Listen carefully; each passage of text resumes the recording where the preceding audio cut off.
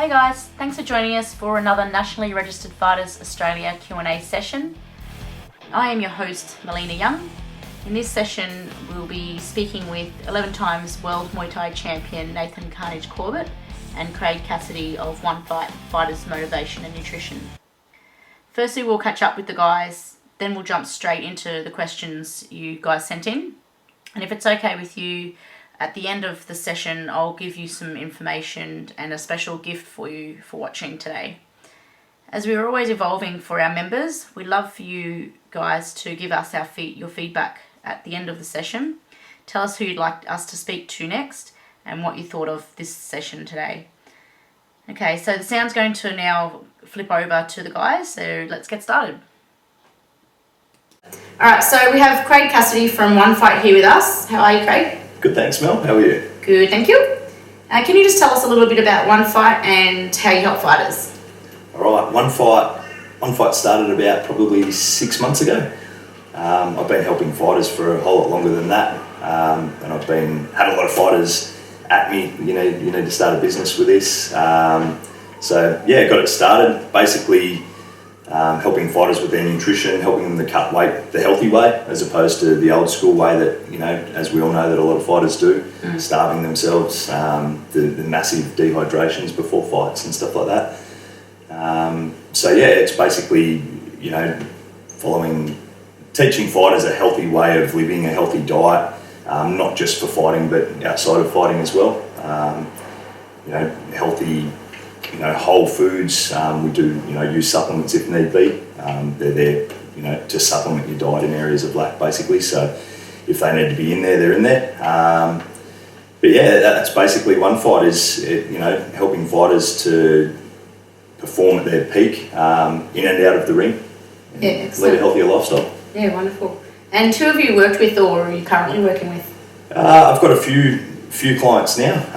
I've worked with a lot of people over time. I've got Anthony Johns, the Angry Panda. Yep. He's fighting tomorrow night on Nitro 13. He's undefeated, so that should be a good one. Iggy McGowan, he just fought last weekend. Unfortunately, didn't get the win, but tough guy, had a great fight. For sure. Also, just got Dylan Andrews on board, UFC fighter. Excellent. Dylan the Villain. So he's pretty knowledgeable. He's got his own ideas, and he's learned a lot through Mike Dolce, who's a well-known, probably the coach in as far as nutrition and strength and conditioning goes in the States. Works with Ronda Rousey and those sort of people. But obviously he's over there, and Dylan sort of, he's learned a lot off him, and he's got his own ways of doing things now, and he just basically come to me and asked me to pretty much just have a look at what he's doing, and if I can give any suggestions, do so. So yeah, trying to help him out where I can as well. Excellent, very cool. And we've also got Nathan Carnage Corbett here. He's Nathan's 11 times world champion, hailing from Urban Fight Gym on the Gold Coast. Nathan, thank you very much for being here. You're welcome. I know you're very busy at the moment and you've got a huge schedule coming up. You're leaving on Monday for overseas to do your seminar tour? Yes, leave Monday. I've got 11 countries booked all through Europe.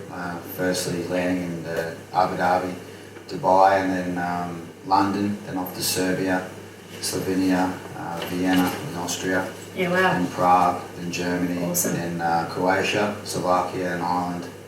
Wow, that sounds like my backpacking trip. And then back to Australia for a bit of downtime for 5 weeks, and then hit the USA. Yeah, excellent. Cool. So we've only got a short amount of time with you guys here, so I'll just jump straight into some of the questions that we got sent in. First, we had some questions sent in for Craig. First one was, how far out from a fight should I start changing my diet? That's a good question. There's not really... I can't answer that. There's no one size fits all. So it depends on the fighter. Depends on the condition they're in. Depends on what weight they're fighting at, I guess, as well. If someone's extremely overweight and they've got to cut, 15 kilos, then I would say probably start at least 12 weeks out. Yep. And obviously I don't mean cutting weight as in, as far as the weight cut goes, the last week. But to do it healthily, basically getting someone, I would like to have someone 3 months out from a fight. So, start teaching them how to eat healthy, getting their metabolism going. And not just for cutting weight, but just for, to be able to perform optimally in their training and then in the ring as well.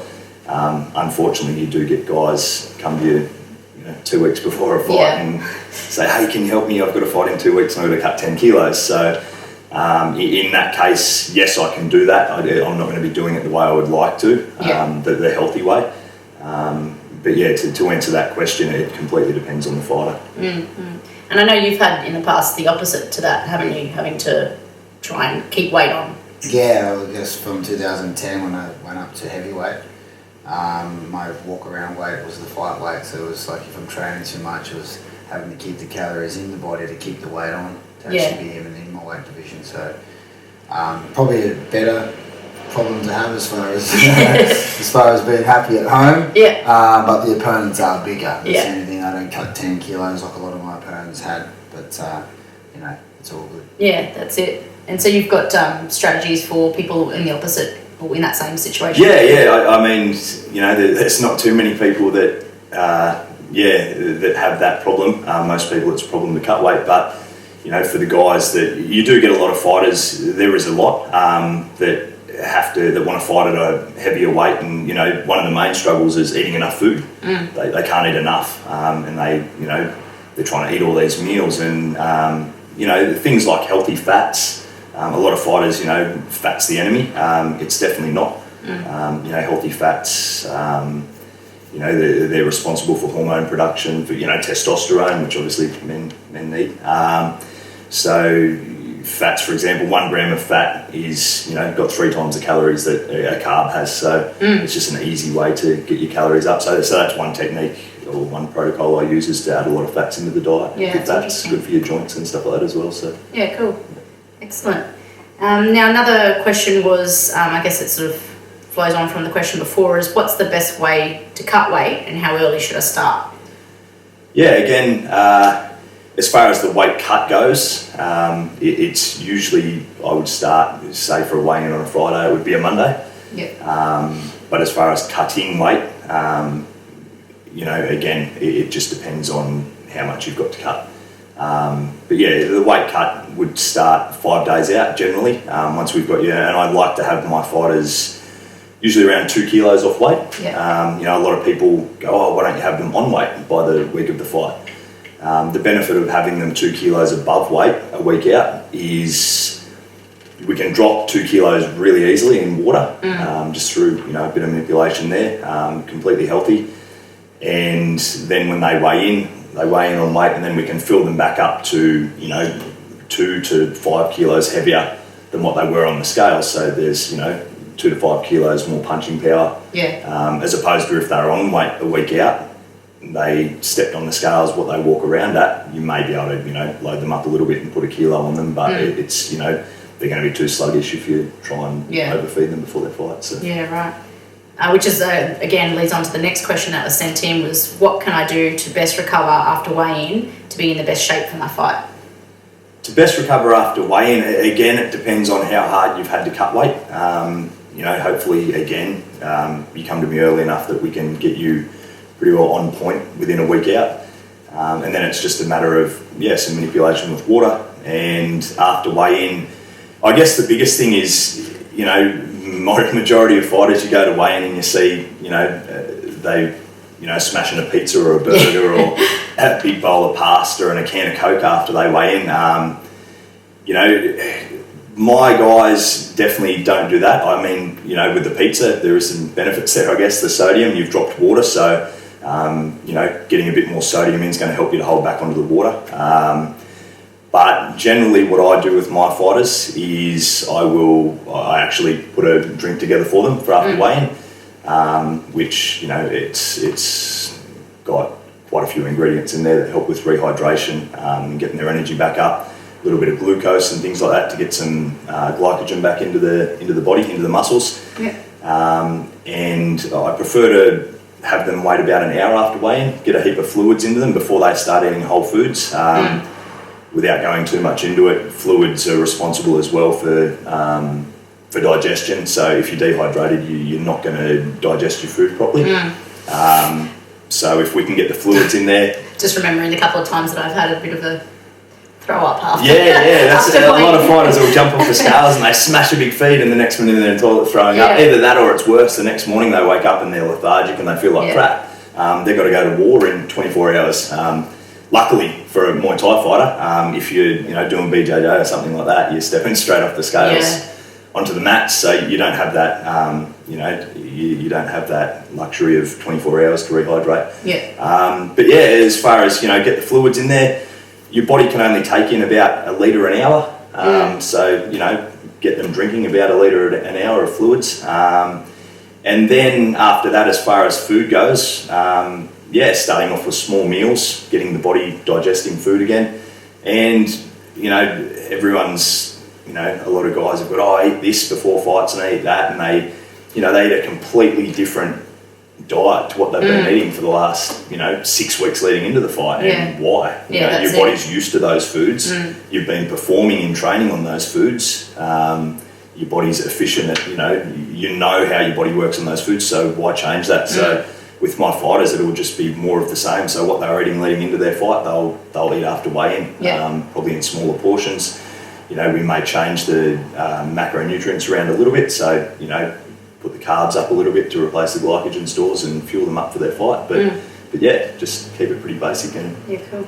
Is that what you would normally do after a weigh-in as well? Just eat normally? Oh, exactly what Craig's speaking about. It was something that I've done in the last few years. But prior to that, I was like every other fighter that you missed out on all your food. You wanted the pizzas, that was going to carb you up, and you wanted the ice cream, and you wanted all the things that was going to put the weight back on. But looking back now, with obviously the knowledge I have now, it's just stupid. It's just straight out complete, the wrong thing to do when you haven't been eating so clean. And then all of a sudden you fuel the body right before what it needs. The best fuel of its time is in that peak time of the fight. And you're now giving it bad fuel. So everything Craig is saying is 100% correct, and I live that way now, just as a lifestyle. And take it into living as well. Yeah, that's good. Excellent. And the last question for you, Craig, was what are your thoughts on water loading? Water loading, big fan. I mean, you have to. Again, there's old school ways where they didn't water load, they literally just cut water. So, your body's, you've been training hard out already, so you're probably, hopefully you've been drinking plenty of water anyway and your body's hydrated. A lot of the time, no. But basically, at one fight, we understand, how the body works, and with water loading, what it does is we manipulate your aldosterone, which is your hormone that regulates your water, whether you hold water or let go of water. So by loading water, you manipulate that to, basically tell your body that, hey, we've got plenty of water, too much, let's start flushing it. It also super hydrates you, which is great. And then we try and cut the water out, as close to weigh-in as possible. That way the fighter's not, you're not dehydrating them too much. Basically, what you're doing is basically just telling their body to switch over and start getting rid of that huge influx of water. And you're just dropping some water weight. They're not overly, they're not dehydrated at all. And a fighter can drop.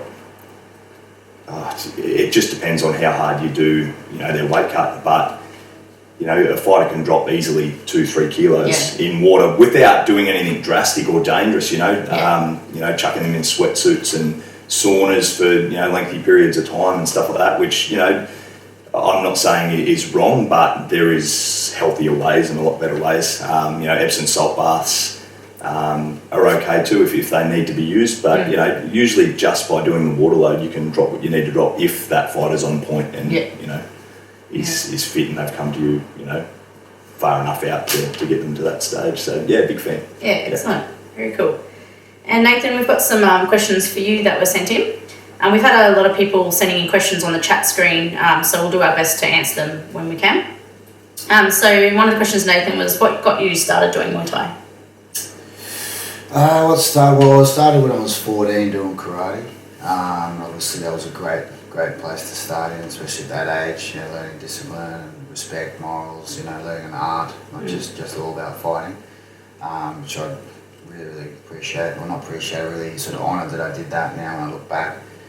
When I hit about 16, I just felt like I needed something more competitive. And I was a striker, you know, so I wasn't interested in doing jiu-jitsu or anything like that. And back then it wasn't very popular anyway. But so I thought, well, Muay Thai is the ultimate stand-up sport. You know, it's got everything, all the weapons. It's hard, it's strong. So that's why I sort of went from into the karate into the Muay Thai. That's what started it. Just wanting to have the optimum stand-up, extreme sport, or sport for me. It was never a sport around for me, but so that's really the reason why I started Muay Thai. A progression on from martial arts into the next level of combative fighting. Yeah, cool. Another one was, do you ever have off days at training, and if so, how do you deal with them?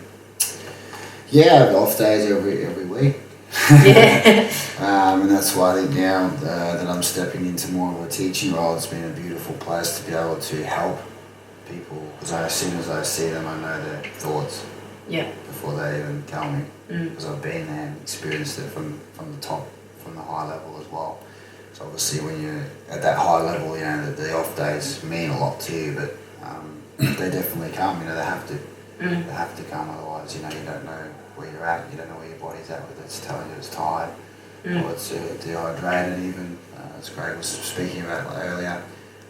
Also, they can even check your diet through that, you know, if you're having the right amount of fuel. So 100%, you know, the ups and downs are part of it, and not only on a monthly basis, on a weekly basis. Yeah. And do you deal with that more mentally, or is it something? Look, it is a mental thing, because then, you know, you can go, okay, what did I do today? Okay, well, I missed that meal, okay, I'll replace that tomorrow. That's an energy thing, okay, but then there's also just that, you just have a down day. Sort of check in with yourself. You might have a day where you spar and you just get beaten by someone you know you can beat, you know, but, and it does your head in, because you want to be the best. That's it. You want to beat everyone, every time. I want to win every round. Yeah. Sparring, I was my whole life, I want to win every round. I never want to lose anything.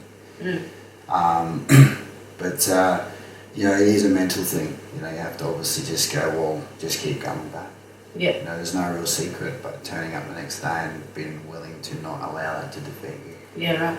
How do you deal with the self-doubt and the, you know, do you get, you know, coming into a fight, obviously you're fighting someone generally that's thought to be at the same level as you, that's why they match you up. So, you know, I know a lot of fighters get a lot of self-doubt. How do you deal with that? Yeah, I had a lot of self-doubt my whole life, you know, inside the ring, outside the ring as well. But I think always when people ask this question, it's just a really good question to ask, is that every time the self-doubt come in, I just have to remember why I was there, you know, and why I wanted to, you know, get through this moment, and not allow then the self-doubt to take me away from that and then walk through it, because obviously self-doubt can make you freeze and not do, you know, the thing that you wanted to do, but then you'll never know what the outcome was going to be. You know, so it's like I say, the fear, face the fear and do it anyway.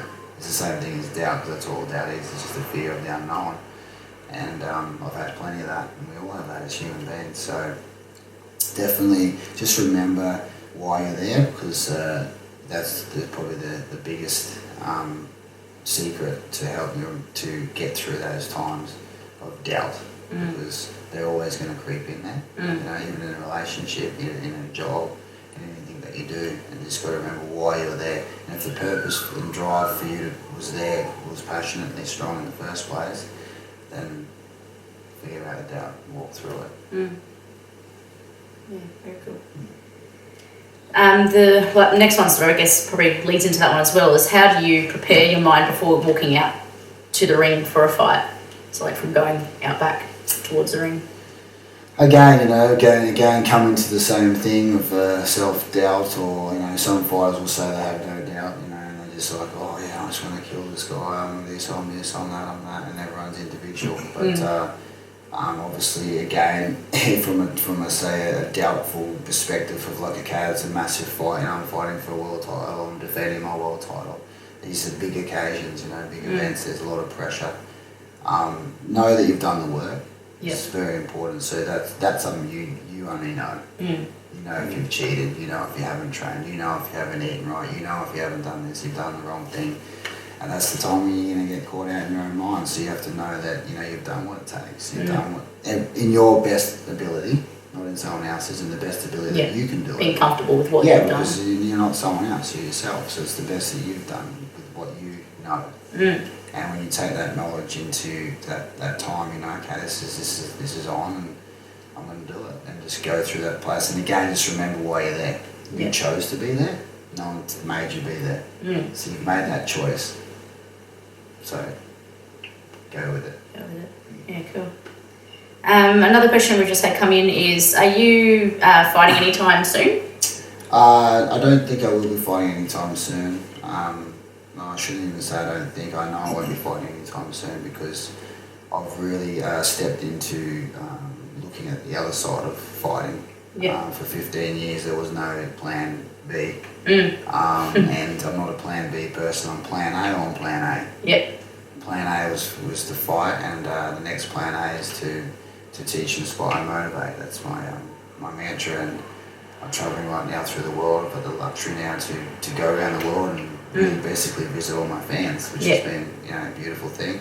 I'm training every day to keep in shape because I want to be a representation of what I am, which is you know, an athlete and a gentleman. So my passion is still there for fighting, but my vision at the moment isn't in the ring. So I have not retired. I think I'll never retire. There's always going to be a fight left in me if need be. But this current stage, it's certainly not in my near vision of what I'm going to do. Yeah, cool. Excellent. And I guess the last question we'll go through is, what has driven you to keep fighting for all these years? Yeah, that's. I think the main thing with that is like I always teach this when I talk to young students. You know, about like, you know, if they want to be great at something, it's consistency. Because, you know, I was never born, even though I must have had some spirit in me. I was never born genetically gifted. You know, and people would say other, but they didn't know me when I was young. But I had a drive and I was consistent. So when you add up discipline with consistency, you know, you have a result. Someone can be a champion or even a bodybuilder in 2 years if they want to do the right, you know, stuff to do what it takes to get there. But then can they hold it? Do you know what I mean? That's the difference. And you know, anyone can be a champion. Not anyone, but a lot of people can be a champion for a day. But can you be a champion for 15 years? That's it. Yeah. So consistency is the main thing. So to have that ability to do that is first and foremost why you do it. You know, you're doing it out of ego because you want to look cool to your mates. You're doing it because you're an angry person, you want to hurt people. Those reasons will fade and you won't last. If you're doing it for a reason that you're passionate about, you know, wanting to become the best person, the greatest, you know, being that you can be for yourself, and that driving sensation deep inside your spirit is what will keep you going for a longer term, and it'll never ever burn out because it's not been lit out of arrogance, ego, or, you know, fame. It's been lit out of your own deep aspirations to be great. So until you choose to change that path from the fighting to the teacher to whatever, be a business person, whatever it is you want to be, then the consistency will go for as long as you want it to. I like that. Excellent. So we're probably going to have to wrap up the questions now because I know we're running short on time. Is there anything you wanted to ask Nathan while you're here? No, I think we've covered everything. Yep, excellent. I mean, I do have a question. You know, we know that, you know, one of your struggles was to keep the weight on, but as one fight, it's a question I like to ask fighters, especially someone, you know, that's done as much as you've done. You know, you as good as it gets when it comes to Muay Thai. What would be your number one struggle apart from keeping the weight on? But when it comes to nutrition and, you know, basically the weight cut and things like that, what would be your number one struggle? Do you think? I guess the number one struggle in the past would be knowledge. You know, if you don't know, that's why what you're doing one fight is amazing, because people lack knowledge. And when you don't have knowledge, then you have a struggle. But when you have knowledge, there's no struggle. Yeah, that's awesome. So, you know, the past has just been unknown, and the unknown is then struggle. Not knowing what to do. Am I doing the right thing? Am I eating the right food? I'm not really sure. You know, realised and have been taught and become aware that I was never really doing anything really that right. I was kind of on the line of, okay, I need heaps of proteins, I need to build muscle, have this, have that, but you know, I could have done 100 times better. Do I care now that I didn't do it better? No, why? Because I still won every fight mostly, and I still did amazing things. But now I correct myself for life. Yeah. So for that knowledge then can go into the fighter who's currently 20 years old and wants to be the next Carnage, if you want to call it that. And yeah, so that's really, it's knowledge. Yeah, that's awesome. Yeah. That's good. Yeah, cool. So basically, I'll pop up a link in the chat box as well for where you can go to get more information. Craig, I believe you have some special offers and things like that you want to offer to people that are watching tonight? Yeah, for sure. Any of you guys that have heard this, jump on my website. There's an information section on there. Shoot me a message if you want to come on board. Anyone that comes on board in the next 48 hours with nutritional coaching, whether it be a one-off nutrition plan, whether it be ongoing coaching, I'll chuck in a $200 nutrition pack. Awesome. So consisting of basically what we, when we do the nutrition for you, any supplements that I feel may benefit you. So I know your sponsor, Nath, is Punish, and I know the sponsor of the website is Punish as well. Yep, and myself. And yourself, yeah.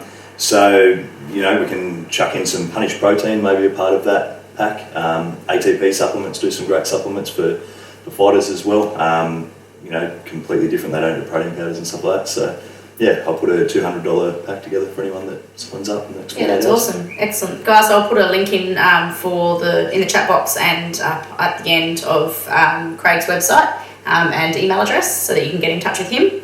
And Nathan, if people want to book seminars and things with you, how can they get in touch with you? Yeah, so I have a website now, which is nathancarnagecorbett.com. Otherwise, you could go onto my fan page, Nathan Carnage Corbett, on my Facebook. Yeah, cool. And inbox there through there as well. So. Yeah, excellent. All right, well, I just wanted to thank you guys for being here, and good luck with your tour everywhere you're going. And so you'll be gone for all that. Yeah, that's it. You'll be gone for a few months now, won't you? Yeah, it's 2 months. 2 months this tour. Yeah, we'll have fun. We'll miss you at the gym. Yeah. All right, thank you very much for your time as well. It was awesome. Yeah, excellent. Thanks, guys, and thanks everyone for watching as well.